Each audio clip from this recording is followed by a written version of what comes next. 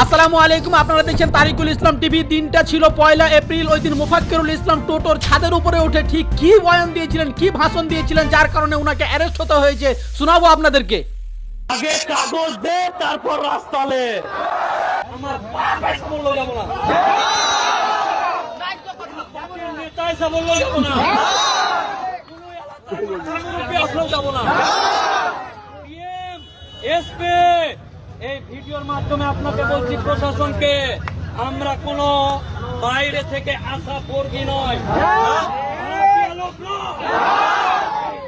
আমার বাপে আসুক আর মোদির বাপ আসুক,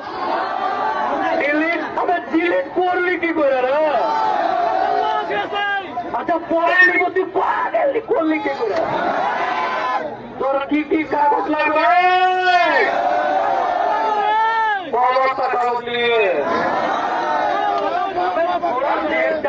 ভুল হ্যায়, আকারে কার ভুল হ্যায়, মানুষ থেকে ভুল। ঠিক এই কথাগুলো বলার জন্য উনাকে কিন্তু অ্যারেস্ট হতে হয়েছে।